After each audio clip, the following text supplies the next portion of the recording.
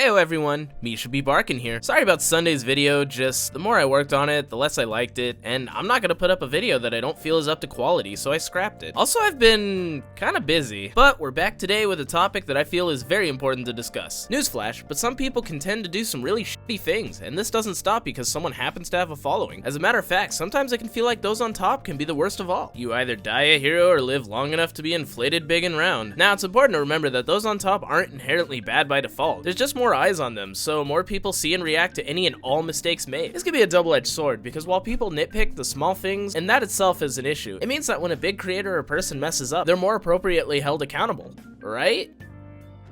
Well, that's today's topic, because 9 times out of 10, no, they are not. I want to talk about how and why someone should be held accountable, various ways the people may avoid the controversies they may find themselves in, and even give some examples of furries who have been in the hot seat and are seemingly fine these days, even though they haven't really taken accountability. So, without further ado, grab your favorite loaf of bread and let's jam. So why would someone need to be held accountable? Well, the biggest and most obvious would be some kind of crime, but that one tends to get resolved outside of the online space.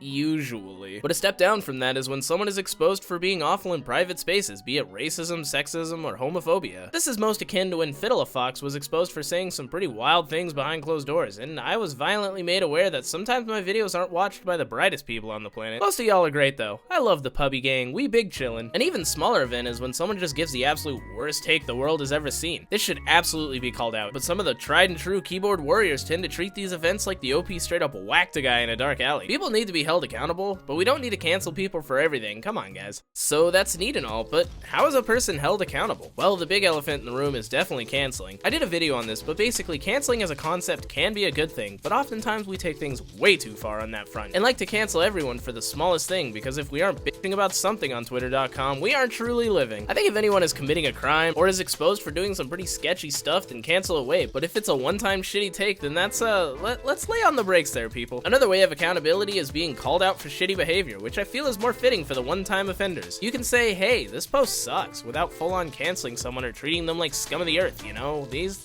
things aren't black and white. Sometimes pointing out how bad a take can be a really nice learning point for that person, and can lead to improvement of one's character. Now, if they always post like that, or double down, then yeah, it starts to get a bit dicey. So we've talked about why someone would need to be held accountable, but what are some of the ways bigger creators are avoiding this? Well, the most obvious is just to ignore it. Hope it goes away. This is the most hands-off approach, and to be honest, I hate how effective this one is. Take Falvey, for example, who has been involved in many art scams throughout the years, owing people tons of money and forgotten art commissions. The one I was directly affected by, and the one I talked about in the video I made, was the Splat Hoodie commissions, which, long story short, got canceled, and we never saw a dime of the refund. I highly encourage you to watch that video after this one, as there's a lot of info to this story. But long story short, a lot of people out a lot of money, and she still carries on, posting art like nothing ever happened. She gets to get away with it, and will likely continue to scam people for many years to come, because as much as people who were affected talked about it, nothing ever came of it. We were always told to shut up and stop promoting drama by Falvey simps. Secondly is to address it kinda. Basically, you give a half-assed apology and deflect everything that's going against you. Lastly is just to jump ship and leave the platform when the controversy arises, and we see this in the Maker Don't Hug Cacti. Oh boy!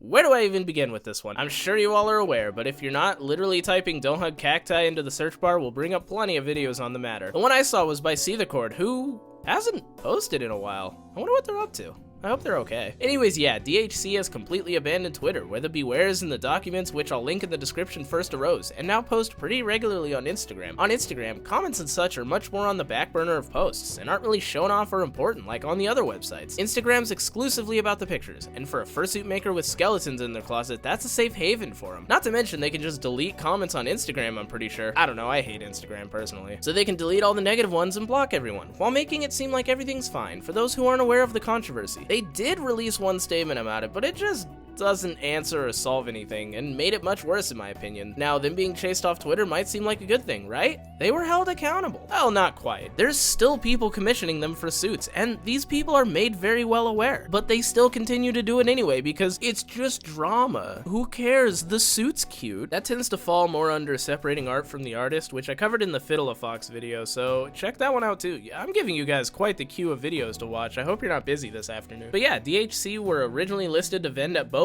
BLFC and Midwest Fur Fest. How in God's name that got approved, I'll never know. Now, credit where it's due, they were promptly taken off the dealer's den listings as soon as the community stepped in and raised hell. But the fact that they were even listed on there in the first place is just So with it being this easy to avoid controversy and taking accountability, what do we do? How should we handle things like this, where we know someone is shitty but they still get lots of love and support? It can be daunting, but if you have the evidence and can bring it up, do it. Now don't go out of your way to try and cancel someone in every single post you make, as that'll get nothing done, and you'll be seen as someone who just tries to cancel everyone or start drama. That being said though, don't let them get away with awful things. Keep talking about it and keep it relevant if they haven't owned up to it or taken accountability. That's the big thing, by the way. If they've owned up, admitted their faults, and taken accountability, then you can rest your case. If they're actively trying to show how much they've changed and are trying to make things right day by day, then bringing up old controversies is just beating a dead horse at that point. People grow and get better with time. Let them. That being said, if it's performative and they slip back into their old ways, much like a certain raccoon we know of, then flame the fuck out of them. The thing about popular content creators, artists, and makers in the community is that they directly rely on consumer support to keep their business and channels alive. If they need to be held accountable for something, stop watching, stop consuming their content, and raise hell. It's the only time Falvey responded to criticism, and it made DHC lose their mostly positive relevance. So we're to the end of the video. I hope that we as a community can look at how we address those who are more popular doing shitty things, and maybe we can be a bit less lenient because, ooh, they have a cute suit. I mean, 2 cons were gonna let a zoo